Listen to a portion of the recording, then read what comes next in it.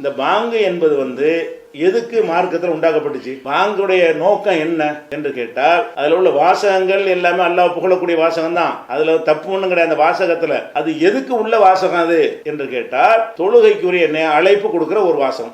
கடமையான தொழுகைகளுடைய நேரம் வந்து விட்டது என்று மக்களுக்கு சொல்வதற்காக ரசூல் ஸல்லல்லாஹு அலைஹி வஸல்லம் ஆலோசனை தான் பண்ணி கொண்டிருக்கிறார்கள். ஆலோசனை பண்ணும்போது ஒருத்தரை செய்யறாரு, மணி அடிப்போம், தொழுகை நேரம் வந்தவன நசாராக்களை போல மணி அடிப்போம், அல்லது யூதர்களை போல இந்த கொம்பு ஊதுவோம், அது சவுண்டு கொடுப்போம், அதை வச்சு வந்துருவாங்கன்னு சொல்றாங்க. இப்படி பல யோசனை வைத்து முடிவெடுக்காமல் கலைந்து விடுகிறார்கள். இரவுல தூங்கிட்டு இருக்கும்போது ஒரு அப்துல்லாஹ் இப்னு ஸைதுங்கிற ஒரு சஹாபி, அவர் கனவுல என்ன செய்யறாருன்னா, ஒரு வானவர் மாதிரி வந்து, நீ என்னப்பா இந்த மணி வச்சுக்கிற, என்னத்துக்கு வச்சுக்கிற, தொழுகைக்கு அழைக்கிறதுக்கு வச்சிருக்கிறேன், இதை விட சிறந்தது சொல்லி தரட்டுமா என்று சொல்லி அவர் இந்த அல்லாஹ் அக்பர் அல்லாஹ் இதை சொல்லு அப்படின்னு கனவுல சொன்ன உடனே அவர் ஓடி வந்து ரசூல்லாட்ட சொல்றாரு, இந்த மாதிரி நான் கனவு கண்டேன். அவர் கனவு கண்டா மார்க்கமாகாது, ரசூல் அங்கீகரிச்சுட்டா மார்க்கம் வச்சுப்பேன். ரசூல் அதை என்ன செய்யறாங்க, ஏத்துக்கொண்டு இது நல்லா இருக்குது, மார்க்க விஷயத்தை ஒரு தோழர் உள்ளத்துல போட்டு கூட எல்லாம் கொண்டு வருவான். ஆனால் ரசூல் அங்கீகரிக்கணும். அங்கீகரிக்கணும், நானும் கனவுல செஞ்சு விடாதீங்க. நம்ம கனவு கண்டால் கரெக்டா இருக்கலாம், தப்பாவும் இருக்கலாம். இவர் கண்ட கனவும் தப்பா கூட இருக்கலாம். எத்தனை கனவு கண்டிருப்பார் தப்பா கூட. ஆனா இந்த கனவை ரசூல்லா ஏத்துக்கிட்ட காரணத்தினால் இது வஹியுடைய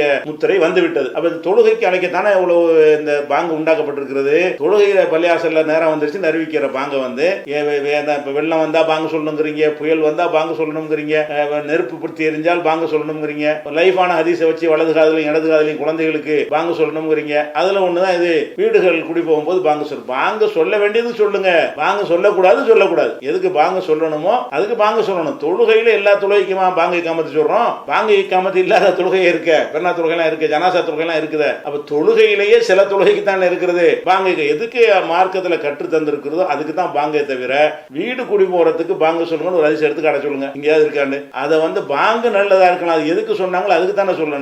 உதாரணமா ஒருத்தன் அல்ஹம்துலில்லாஹி ரப்பில் ஆலமீன் சூரத்துல் ஃபாத்திஹா சிறந்த சூரா தானே, அது திரும்ப திரும்ப ஓதப்படக்கூடிய 7 வசனங்கள் நல்லா சிறப்பித்து சொல்றான் தானே.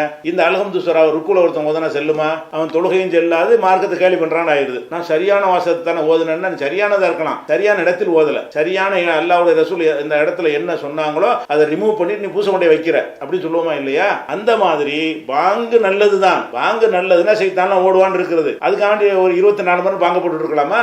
அதுல நிறைய நன்மைகள்லாம் இருக்குது. இருந்தாலும் அதுக்கு அர்த்தம் என்ன?